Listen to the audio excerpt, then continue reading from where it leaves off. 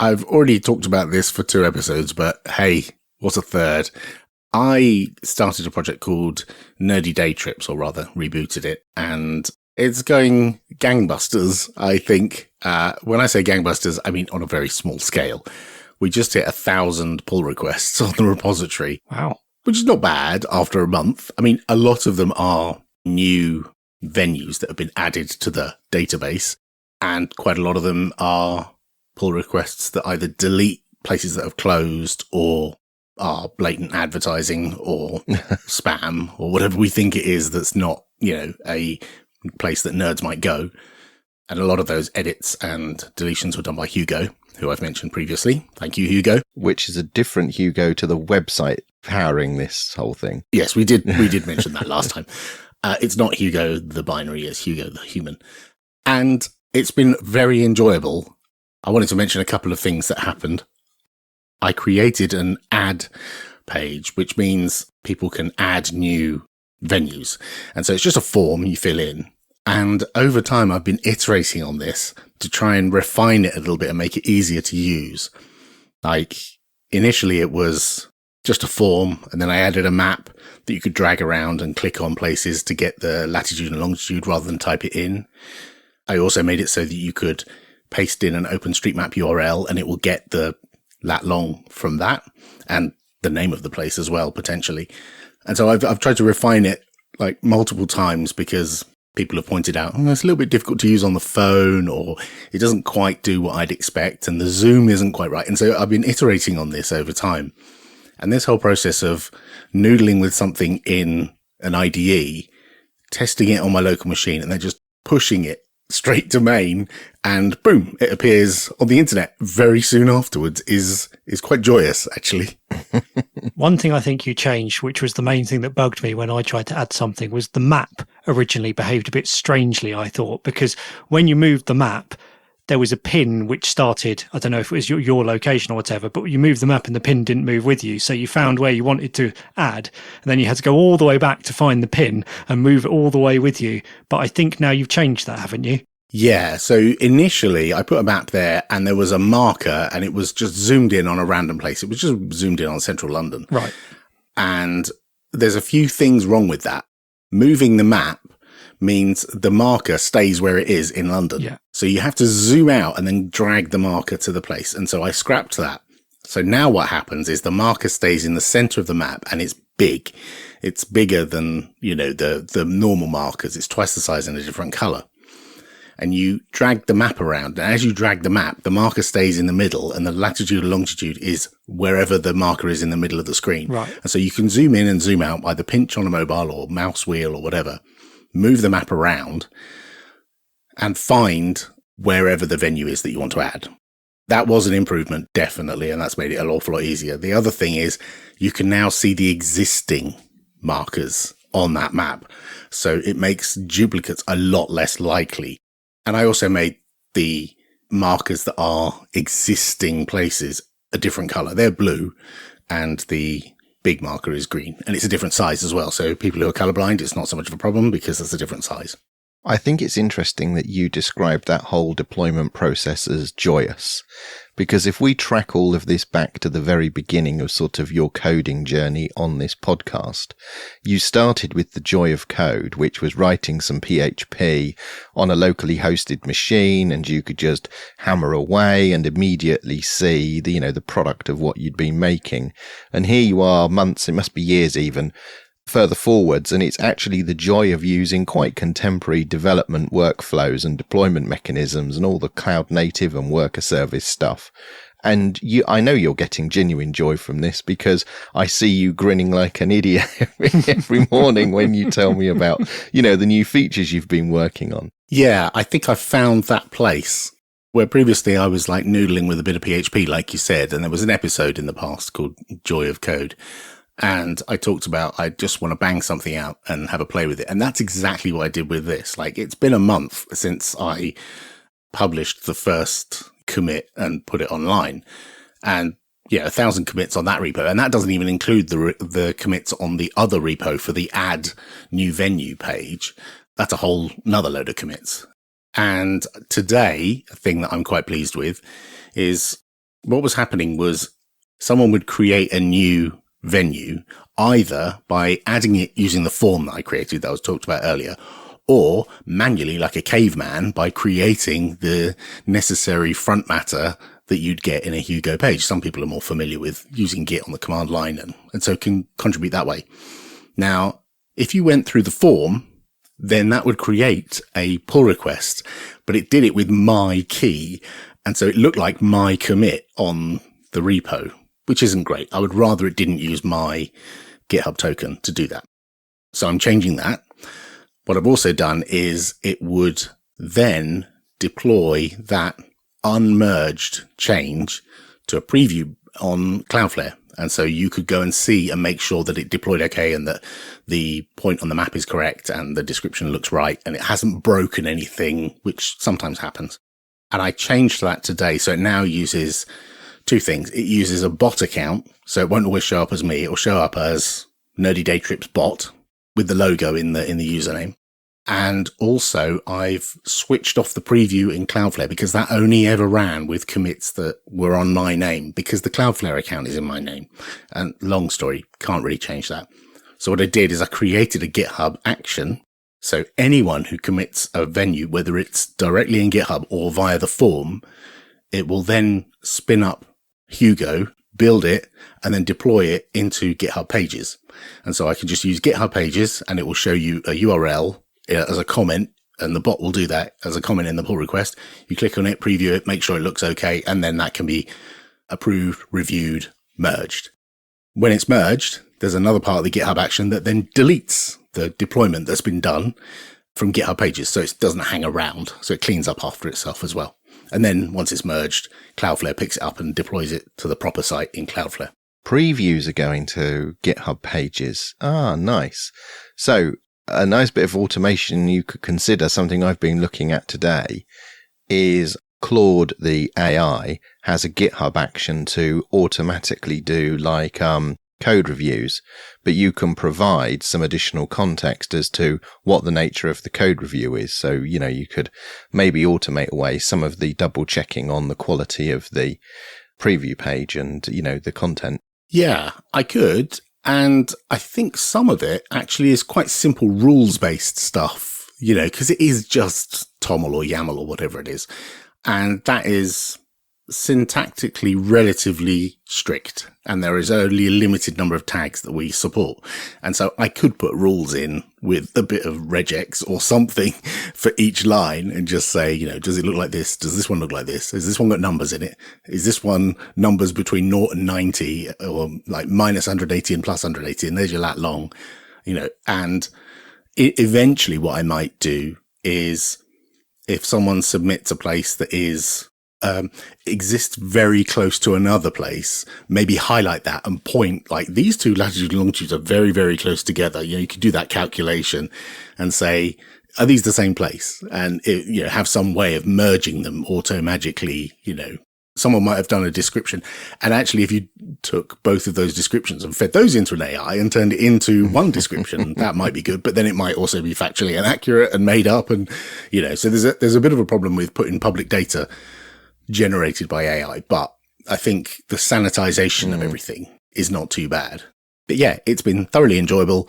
There's a whole load of venues been added, mostly in the UK. There's a lot in Japan, the US, Australia, a couple of extra ones in New Zealand. They're kind of all over the place. And there was a cluster that were added in India this week as well. So yeah, it's getting around. It's not like, super popular. It's certainly not as popular as the original, but then I don't really want the whole world looking at it right now because the CSS is a bit janky, the automation's a bit janky, everything is a little bit janky. Part of its charm. Yeah, well, thanks. It's all inconsistent styling and there's no visual identity and all that kind of stuff, but we'll get there. And have you found any interesting venues which you're now planning to visit, which have been added? Yes, loads. And you've just reminded me by saying finding, I'll come back to your question. Stuart contributed a search page and I've iterated on this search page. Initially, it was you just type in the name of a place, like you type in museum and it would just list all the museums. Mm-hmm. What I've done is put a map on the screen and you can press a pin to get it to go where your location is, or you can just move the map around if you don't want to, give the browser your location. And if you do a search, it sorts the search list by closeness to your location. Oh, nice. So if you zoom in and do a search, then the ones right at the top will be the ones that are nearest to you, and it tells you in brackets how many kilometers away they are. Yeah, that's quite cool. I was quite pleased with that.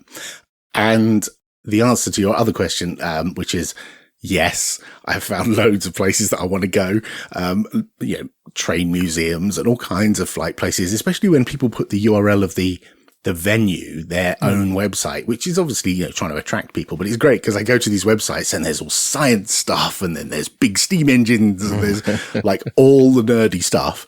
Plus there's museums and outdoor spaces and maker spaces and all this kind of stuff. I'm loving it because I'm learning about all kinds of stuff all over the world, wherever it is. And I will never get to see all of them.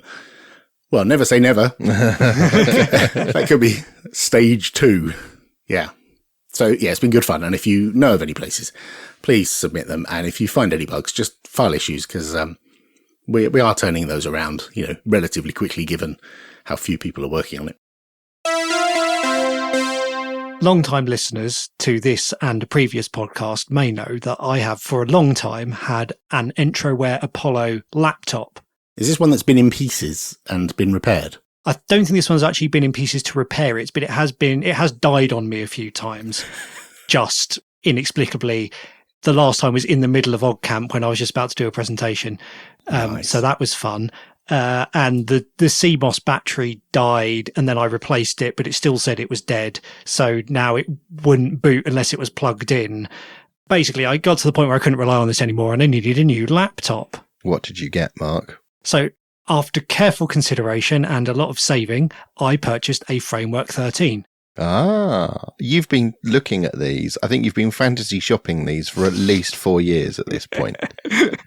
Basically, yes. As soon as they were initially announced, and then I was sort of waiting to see if they were actually going to stick around and be sustainable. And then they iterated a few times and they brought out an AMD version. And I thought, this actually looks like it's going to stick around. And about a year later, I finally managed to get one. Did you get the one that you build yourself, or did you get the ready-made one? I got the one that you build yourself for a few reasons.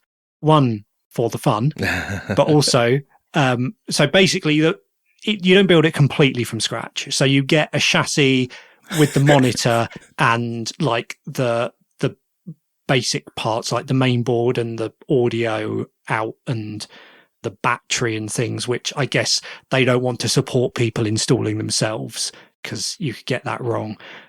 But then all of the sort of customizable bits you get to pick and then you get to assemble. So the RAM and the SSD and the keyboard, the bezel around the screen and the expansion ports, which are basically specialized USB-C dongles that plug into the internal USB-C ports and give you the external ports. You get to choose, well, there are 4 ports and you get to choose as many as you want, basically. So I got that. The reason partly to build it myself, but also because I didn't need everything. So I didn't need an SSD because I already had a nice big one. More on that in a future episode. And also I had a look at the options for RAM and I realized that I could save myself a few quid by buying third-party RAM. Right. So I did that. So I ended up buying the chassis, the expansion cards, the bezel, the keyboard, and nothing else. And the other bits I got separately. How was the process of putting it all together? Very nice and very easy. The RAM slots in under a couple of thermal covers. The chassis comes with a plastic cover over all the bits, which are all labelled. It's almost a shame to cover it up. It looks really nice. And then in a separate box, you get they call it the input cover, I think, which has the keyboard and the touchpad and the panel all integrated together. And then you get the bezel, and then you get each of the expansion cards separately. The bezel is magnetic, so you just sort of locate it in place and put it on and close the lid and it all snaps nicely in. You can't easily sort of pick up the edges and accidentally pull it off. And the input cover, you connect the cable up internally and then you just sort of position it about right and it kind of clunks into place. And then there's 5 captive screws on the underside so they can't fall out and get lost. And then you just do them up and it's done. Nice. So, after carefully choosing your specification and assembling your parts, obviously now you need to choose your operating system. So, which was it? Windows 10 or Windows 11? Vista. Of course. I'm of retro. course. No, so I stuck with Ubuntu, which is what I'm familiar with, and it's one of the supported options. I think they support Ubuntu or Fedora as Linux options. And there's some quite nice documentation on their website. You know, there's not a lot to worry about, but there's a few things like some people have had issues with the, as well as the expansion ports, it's also got an audio jack, and some people had issues with that buzzing, and there's a thing you can do to stop that. And they have some notes about enabling firmware updates, because you can update the firmware with FW Up Manager, whatever it's called. Yeah. FWUPD, that one. Yes, which I've done, and it works quite nicely. There's a few other bits about explaining the power consumption and what you should or shouldn't do to optimize it, and some things like that, which is quite nice. They've put some thought in. There's not a lot they have to do in terms of documenting it, but the things they have to do, they've taken the time to explain things properly. It's not just like, here's a page they pulled off the Arch Wiki and slapped on their website. Right, it's like, here's what you should do and here's why you're doing it, which is nice. Yeah. It's nice to have a vendor actually having sort of the authoritative version of this is what you should and shouldn't do to get the best out of your machine, rather than, hunting around for random blogs of people that have bought something similar in the past. Yeah.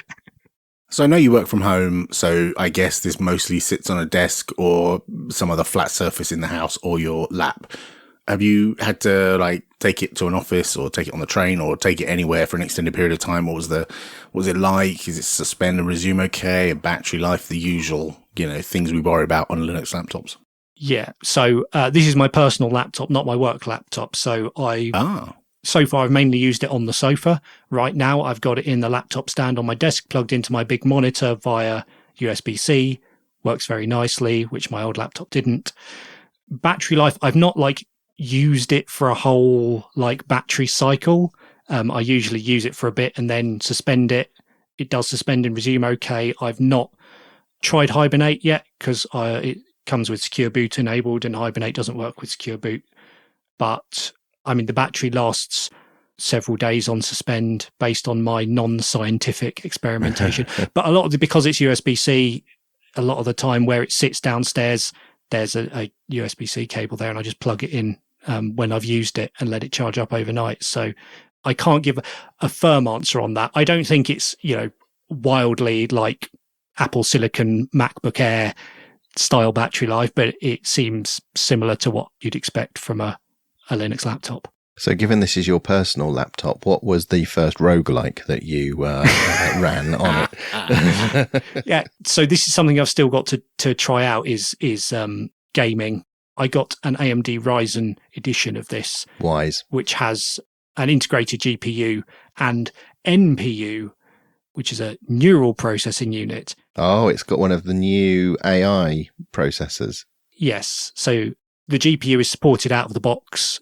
So I've sort of tinkered with it a bit, but I've not tried seriously playing anything on it yet. The NPU, from what I can tell, the AMD drivers do support it, but the only sort of application that uses it is for training LLMs, essentially. There's nothing which uses it for doing end user operations that I can discern. Whereas on Windows, it's meant to be for if you're doing, I don't know, photo or video manipulation or things like that, I think is the idea of what it's meant to be used for accelerating. But I have been able to use my GPU for accelerating stuff, just trying it out. How long's the warranty on it? And did you pay for any extended warranty? I believe it's a year and no. Okay, so we should make a note to check in with you in a year's time and see how well it's going, I guess. Yes. Yeah. The good thing is if anything does break, I can get replacement parts, which is my main reason for wanting this, because I always get frustrated after a few years of having a laptop if something breaks. I once managed to get a replacement motherboard shipped via AliExpress, about 4 years after, but then that was it. There were no other parts available after that. Whereas hopefully I will be able to continue repairing and upgrading this for years to come. Yeah, and if the RISC-V revolution happens, you can just slap one of those into the same chassis. Yeah. My wife and I have finally run out of patience with Gmail. and we have left Gmail and moved our email elsewhere. Outlook? No, not Outlook. We have really struggled with Gmail in recent years. And I think the last, 4 jobs I've had, Gmail has been like the heart of the email platform. And I really don't get along with it. I have to turn off all of that promotions and updates and nonsense stuff to try and reclaim much of a sort of traditional email experience. But Louise gets deeply frustrated with the way that sort of emails get hidden from you. So replies to replies sort of get buried pages down in the original sort of opening email, and she can never find these things. And I've experienced this as well. It's deeply annoying. If you get a bunch of updates all together, you don't get discrete emails. They all sort of get randomly collapsed together. And in recent times, we've noticed that the spam filtering or spam detection on Gmail is really not very effective anymore. We've been getting loads and loads and loads of stuff sort of leaking into the inbox that in years gone by, that sort of thing would have got hoovered up. So my feeling is that Gmail is the modern day Lotus Notes. It is capable of sending and receiving email, but it is not well suited for being an email client. That is quite a bold insult to call Gmail Lotus Notes or Domino. I would have called it Lotus CC Mail if I was going to push it, because we are going to get emails from people who do use Domino right now. I used to use Lotus Notes back in the day, and it was an abysmal experience, and Gmail is just as bad, if not worse, in my opinion. Contact Martin at gmail.com. And the other thing is that a bit like when I talked about paying to use the Cargy search engine, to pay for search, where it breaks up some of the profiling and fingerprinting you're getting through the search engine providers, because their whole business model is to service you, the customer, with good search results, not to mine you and your behaviors. One of the other considerations here is my daughter is about to get her first personal email account, and I didn't want that to be on Gmail. I wanted to be on a platform where she has some control over, what happens, and she can make choices about her email use in the future. So with that and a little bit of research, we decided to go with Fastmail. And somebody in the Linux Matters Telegram channel, and sorry, I don't remember who, sent me their referral code when I was deliberating over this months and months ago. And I did use your referral code, so somebody got a kickback. So thank you for that. And the whole process was really simple. I seem to remember filling in a form to sort of say we wanted to sign up, and got a couple of emails which had complete setup installation instructions. One covering the initial setup, and the other, because I'd ticked the box saying I was going to bring my own domain, had some instructions about how to set up a custom domain and DNS and stuff. So was your Gmail account getting emails to a custom domain rather than at gmail.com already? Or was this something that you were doing as part of the migration? Yeah, so I think about 12 years ago, I joined the Google Workspace thing when it was a free platform, when anyone could have a Google Workspace with a custom domain for free. And we got grandfathered in on the continuation of that. So our custom domains are currently in a Google Workspace. And I have to say, going into this, I was a little bit concerned about unpicking all of that and what this impact might be on our Google accounts, which are also used to authenticate other things. As it turns out, it couldn't have been easier. So once I'd got the new Fastmail set up, I created accounts for the 3 of us in Fastmail. So this is, name at domain. And then I added all of the additional domains we have, because we have several domains and a whole bunch of aliases. So at this point, it's not doing anything, because this is just setting it up within Fastmail. It just happens to know these accounts exist and that these domains exist. But the whole time it's moaning, saying none of your DNS records are pointing to the right place. And then I went through the little document that explains how to update your DNS records. And they've got specific instructions for a number of the popular providers. And if all of this DNS stuff sounds like, horribly scary, Fastmail can also host your DNS for you. So you can buy a domain through them or migrate your domain to them, and they will just automatically manage all of this DNS stuff for you. And were your domains hosted with one of these popular providers that they had instructions for? Yeah, I used Cloudflare, and that was well documented what to do. Cool. So within a matter of moments, the accounts were there and the DNS was updated. And because Cloudflare propagates DNS really quickly, email was suddenly starting to turn up in the new inboxes. But that was a sigh of relief. Well, yes, it was good that, email was arriving. But then it was the, what do I do about all the email that's now in Gmail? Yes. And that was the really surprisingly simple bit. So you log into the account in Fastmail, you choose their migration option, and you say, I've got an account on Google, and it says, right, we'll authenticate with Google. And then you get asked if you want to migrate mail, contacts, or calendars, and you tick the boxes and say, okay. And it just sucks it all over. Wow. And it just worked. And I think I had close to 25,000 emails in my various, folders and what have you. And that took 20 minutes. And my wife has 67,000 emails. And that took about 50 minutes. Are you going to need all of those? I didn't. I've actually purged a bunch more since then. But some of it's interesting. There's a lot of stuff from school, going back. So maybe we could get rid of the junior school emails and things like this. Oh, but, your daughter's school. Yeah. They didn't have email when Martin was in junior school. No, but our email, because I've moved the email as we've shuffled around over the years, our emails do go back to the 1990s. And when I did that import, this found 5,000 emails that Gmail had just lost sight of. So I got a folder of things where the Fastmail migration had found 5,000 emails that I knew I had somewhere. And even seeing them in Fastmail, if I go and expressly search for them in Gmail, it refuses to find them. So I don't know what magic was going on there, but that was interesting. And can this, if you have your email just in a standard SMTP supported account, could it migrate from that as well? Or does it rely on having a handful of services with API access? So I haven't looked at what other services it can migrate from. I know that Gmail is not the only service that it can authenticate with and automatically hoover up email. And I think IMAP or POP3 were in there as well as options for hoovering up email. That's what I meant, not SMTP. Yeah.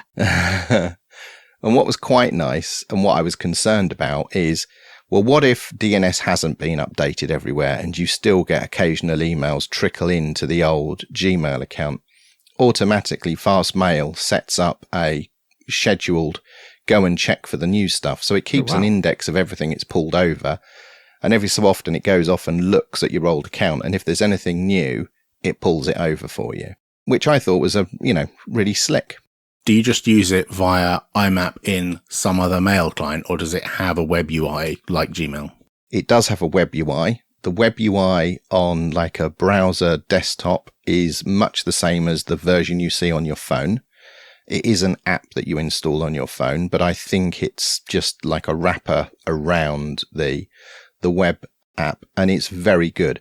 Going into this, I was fully expecting that I was going to set up a desktop email client. Mm-hmm. But the killer feature is its UI. It's clearly designed by people that understand the business of sending and receiving and reading email.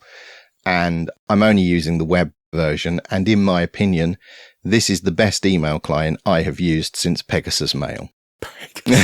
Wow, you plucked that from the past, didn't you? Yes.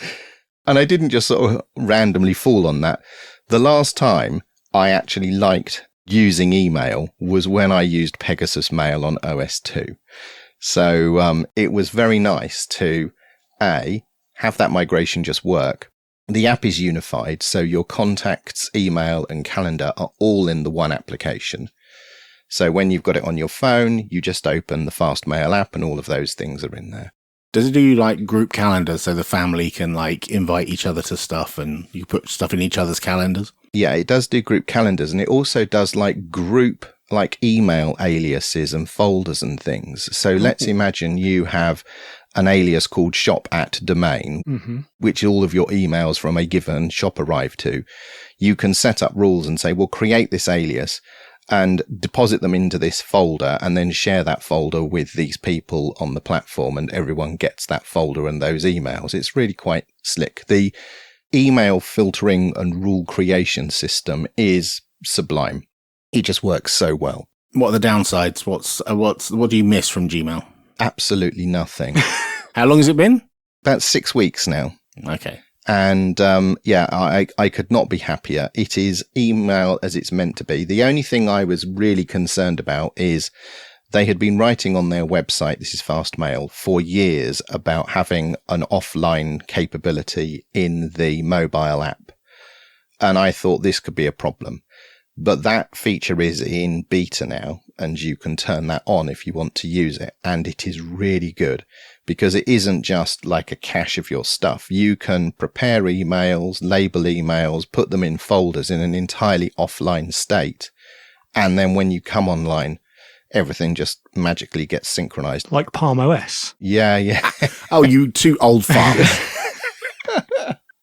Anyway, I feel like I've arrived at email nirvana again. Really am genuinely happy. So thank you to everyone in the Telegram channel who shared their email provider experiences. I could not be happier with Fastmail. When you say you've reached your email nirvana, I think we are all of that generation. I have to lambast my son. He never reads emails, like even emails from like hospitals and doctors, important things, passport office, driving license notifications, all this kind of stuff. And I said, why don't you? And he said, well, email is for you old people. I just see it as a way to get my fortnight 2-factor authentication code. That's it. And I don't use it for anything else. There is some truth to that. And one of the reasons why I've really hated Gmail is there is so much pointless emails that you get and it all gets smashed together and it's impossible to separate the signal from the noise. But Fastmail has allowed me to actually do that. The rules creation system and creating prefabricated searches. So I have searches of all new email today, regardless of like which folder it's in. So you can just see at a glance, this is all the new stuff. This is the stuff this week. When you pin things, you can still tuck it away in folders and then just give a pinned view. I know you can do this in Gmail, but it's just very elegant. I'm, as you can tell, very happy with Fastmail. It's fantastic. And if you're looking for an email provider, I heartily recommend it. So your referral code will be in the show notes, right? I hadn't thought of that, but why not? Yeah, do it.